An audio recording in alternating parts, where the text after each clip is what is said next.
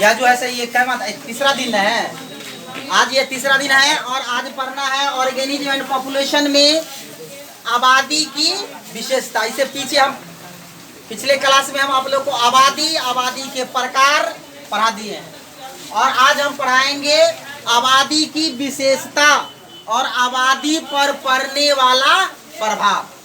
क्या कारण है कि किसी खास क्षेत्र में आबादी कहीं ज़्यादा हो जाता है तो कहीं कम हो जाता है ना। आबादी पर प्रकृति का प्रभाव, जैविक समुदाय का प्रभाव, वातावरण का प्रभाव प्रत्यक्ष और अप्रत्यक्ष रूप से पड़ता है। तो आज का टॉपिक है आबादी की विशेषता या आबादी की धारणा। आबादी की विशेषता या आबादी की धारणा। देखिए, आबादी किन किन बातों पर निर्भर करती है, इसकी विशेषता, इसकी धारणा, ये हम बोर्ड पर लिखे हैं। पहला है आबादी का स्वरूप कि किस प्रकार की आबादी है। तीसरा है आबादी का प्रसरण। प्रसरण का मतलब होता है एक स्थान से दूसरे स्थान पर चले जाना। जब एक स्थान पर एक जीव जाएगा दूसरे स्थान से तो दूसरा स्थान पर ऑटोमेटिक घट जाएगी क्या। और तीसरा है आयु संरचना। प्रत्येक जीव की आयु भिन्न भिन्न होती है और एक निश्चित आयु के बाद जीव क्या हो जाते हैं, मर जाते हैं। जन्म दर, प्रत्येक जीव में जन्म करने की क्षमता अलग अलग होती है। कोई 6 महीने में ही बच्चे पैदा करती है, कोई 3 महीने में भी करती है, कोई 2 बरस में भी करती है। तो आबादी उस पर भी डिपेंड करता है। मृत्यु दर, सब जीव का आयु भिन्न भिन्न होती है। कोई 1 साल जीता है, कोई 2 साल जीता है, कोई 50 साल जीता है, नहीं तो उस पर भी निर्भर करती है। जैविक शक्ति यानी जीने की शक्ति और आबादी का उतार चढ़ाव, घटाव और बढ़ाव, ये सब जो है आबादी की विशेषता है। एक एक करके वर्णन करवाते हैं। ये इसको उतारिए। पहला क्या है, आबादी का स्वरूप, यानी किसी भी जीव का स्वरूप जो है वह क्या किस पर निर्भर करता है, उसके रहने के स्थान पर निर्भर करता है। वह किस वातावरण में रह रहा है और किसी खास क्षेत्र में आबादी जो होते हैं उसका संरचना स्वरूप हमेशा एक जैसा नहीं होता। यह जैविक कारक और भौतिक कारक के कारण क्या होता रहता है, बदलता रहता है। समझे, या जो है सो भोजन के लिए बदले या प्राकृतिक वातावरण के लिए बदले या कैसे भी बदले। तो यह जो है आबादी का स्वरूप जो है वह यह जो है इस पर निर्भर करता है और यह बदलता रहता है। दूसरा है आबादी का प्रसरण। लिखिए, आबादी का प्रसरण, जब एक स्थान से जीव दूसरे स्थान पर चला जाता है, जब एक स्थान से जीव दूसरे स्थान पर चला जाता है तो उसे आबादी का प्रसरण कहते हैं। तो उसे आबादी का प्रसरण कहते हैं। लिख लिए। देखिए, तो यह जो होते हैं आबादी का प्रसरण या स्थानांतरण होता है, एक स्थान से दूसरे स्थान पर चला जाना। या जो है आगमन भी होता है और बहिर्गमन भी होता है। समझे, यह जो होता है सो आगमन भी होता है, आगमन, और दूसरा होता है बहिर्गमन। गमन यानी एक होता है कि किसी दूसरे क्षेत्र से आबादी किसी खास क्षेत्र में आ जाता है। समझे, भोजन के लिए या प्राकृतिक वातावरण के परिवर्तन के लिए। तो उस जहाँ से वो आता है वहाँ पर आबादी कम जाएगा और जहाँ आता है वहाँ पर क्या हो जाएगा, बढ़ जाएगा। तो आबादी बढ़ गया या घट गया ना। अगर दूसरा बहिर्गमन, यहाँ से कोई जीव कोई इस क्षेत्र को छोड़ करके कहीं अलग चला जाए। गांव में आबादी इतनी कम क्यों है, सब गांव वाला जो है दिल्ली पटना कमाने चला जाता है, इसलिए शहर में आबादी अधिक होती है, गांव में कम होती है।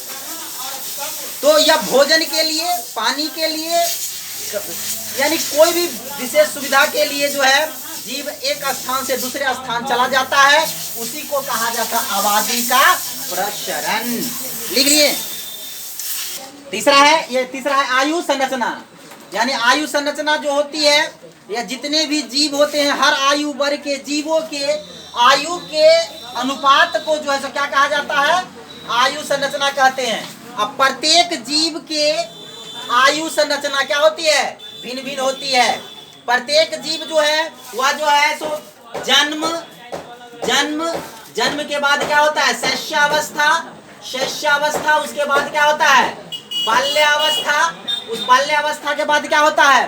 प्रौढ़ावस्था नहीं, किशोरावस्था, किशोरावस्था, और किशोरावस्था के बाद होता है युवा, युवावस्था, उसके बाद क्या होता है? प्रौढ़ावस्था, और उसके बाद होता है वृद्धावस्था, वृद्धा ना जी, वृद्धाश्रम, वृद्धावस्था, उसके बाद होता है अंत में मृत्यु। तो ये जन्म से लेकर मृत्यु तक जीव जो होते हैं इस सब अवस्था से गुजरता है। तो बहुत ऐसे जीव होते हैं जो प्राकृतिक वातावरण, प्राकृतिक घटना दुर्घटना के कारण सब अवस्था को पार नहीं कर पाता, नहीं ना कर पाता है। कुछ प्राकृतिक अवरोध के कारण बहुत व्यक्ति जन्मे के बाद मर जाता है, शैशवावस्था में मर जाता है, बाल्यावस्था में मर जाता है, किशोरावस्था में, युवावस्था में। कुछ ही जीव जो होते हैं समझे, जिसको प्रजनन शक्ति अधिक होता है, अंदर की शक्ति अधिक होती है, वही सब अवस्था को पार करता है।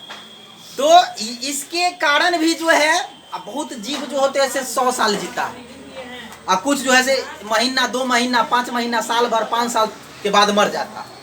तो उसकी आबादी में भी भिन्नता होगी, आदत उसकी आबादी में भी जो क्या है उतार चढ़ाव होता रहेगा। नहीं, अब जन्म में लेगा, मरबे नहीं करेगा तो ओकर आबादी बढ़ेगा ना जी। और जो जल्दी है, जेकर आयु संरचना बहुत कम होगा तो जल्दी मर जाएगा, तो ओकर आबादी में कमी आएगी। तो आबादी जो है सो आयु संरचना पर भी निर्भर करती है, समझे। अगला लिखिए जन्म दर।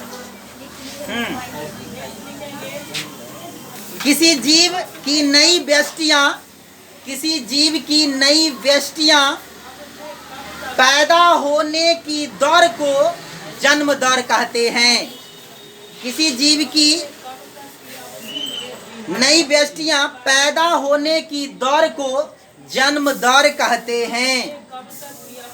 जन्म दर बराबर जन्म की संख्या, जन्म की संख्या अब बटे समय, निर्धारित समय। यानी जन्म दर, कोई भी रेट निकालना है तो उसको टाइम से भाग देते हैं कि नहीं देते हैं? जन्म दर कहते हैं, जन्म दर बराबर क्या होता है? जन्म की संख्या बटे निर्धारित समय। यानी एक साल में, मान लो कि 1 साल में कितना आबादी इस क्षेत्र में जन्म लेता है, अब तब अगर हम महीना से भाग दे देंगे तब ना पता लगाएंगे कि 1 महीना में औसतन कितना जीव जन्म लेता है क्या। तो यही होता है जन्म दर। निकालिए, कुछ जीवों में जन्म दर अधिक होता है तो कुछ जीवों में कम होता है, ये भी लिख लीजिए। अगला लिखिए मृत्यु दर। प्राकृतिक अवस्था में किसी आबादी के मृत्यु होने की दर को मृत्यु दर कहते हैं। मृत्यु दर बराबर क्या होता है यहाँ पर बताते हैं। मृत्यु दर बराबर मृतकों की संख्या, मृतकों की संख्या बटे निर्धारित समय। जिस प्रकार जन्म दर निकालेंगे उसी प्रकार मृत्यु दर निकालेंगे।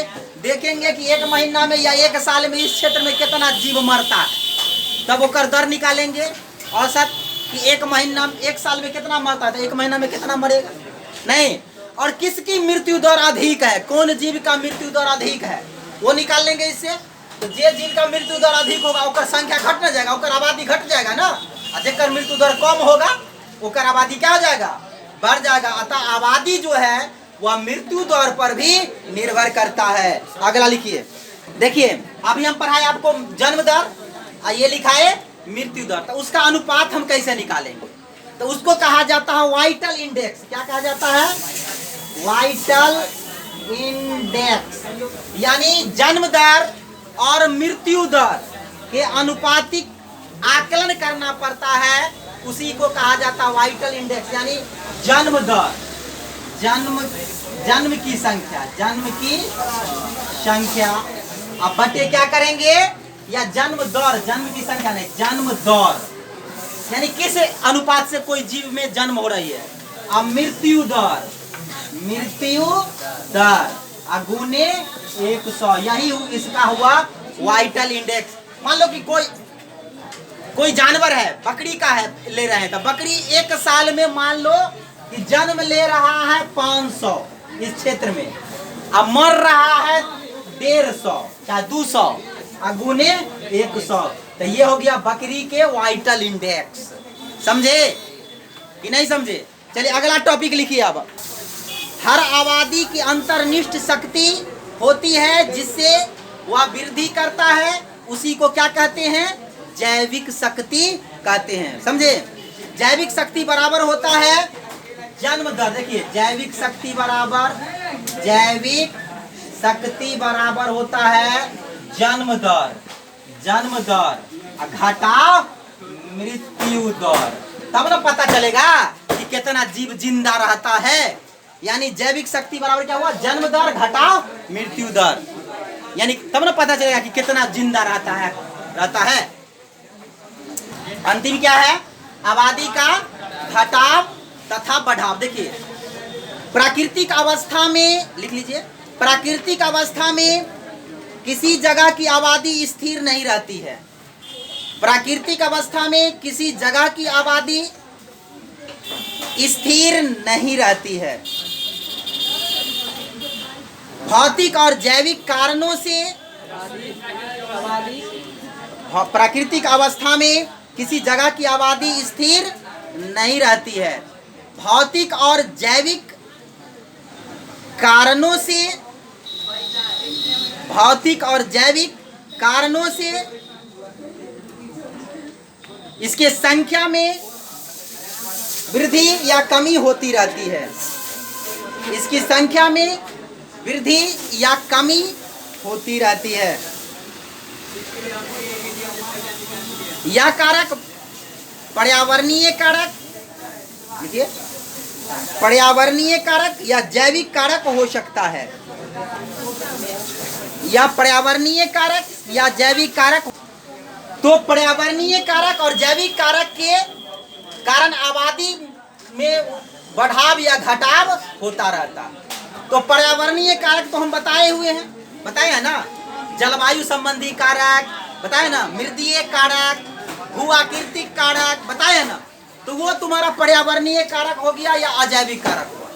जैविक कारक क्या है समझो, जैविक कारक हुआ कि जब एक सजीव दूसरे सजीव को प्रभावित करता है तो वो हो गया जैविक कारक। जैसे कि बहुत सारे बीमारियां सूक्ष्म जीव से होती है ना, होती है कि नहीं होती है, जिसके कारण लाखों प्रजाति मर जाता है। इस बार कोरोना वायरस हुआ ना वायरस, और जिसके कारण लाखों जीव मर गए, बहुत जीव मर गए। तो जिस क्षेत्र में ज्यादा जीव मर गया होगा वहां की आबादी कम गई होगी, और जहां पर नहीं ये प्रभाव डाला होगा तो वहां की आबादी बढ़ गया होगा या उसके तुलना में बढ़ गया होगा नहीं। तो ये हुआ जैविक कारक। देखिए पौधों पर भी जो है कुछ पौधे परजीवी होते हैं, वह जैसे कि अमरलत्ती का नाम सुने हैं, वह जो है परजीवी पौधा है, वह दूसरे पौधे को रस चूसता है, समझे, और वह भी जो है सो उसी से पोषण लेता है, इसके कारण पौधे कमजोर हो जाते हैं। देखिए अगला बताता हूँ, तो हम लोग फसल रोपते हैं तो फसल में जो है खरपतवार उग जाता है ना, तो हम खेत में जो है सब खल्ली छींटते हैं, रासायनिक खाद छींटते हैं, अनाज अधिक हो, लेकिन क्या होता है कि वह जो है सो अब अवांछित पौधा जो होता है वही उसका रस चूस लेता, जिसके कारण उसके संख्या पर, उसके ग्रो पर जो है तो क्या होता है, उपज पर जो है सो प्रभाव पड़ता है नहीं। तो यह जो है सो जैविक कारक हुआ, समझ गए। चलिए ये आज का ये टॉपिक आपका खत्म हो गया।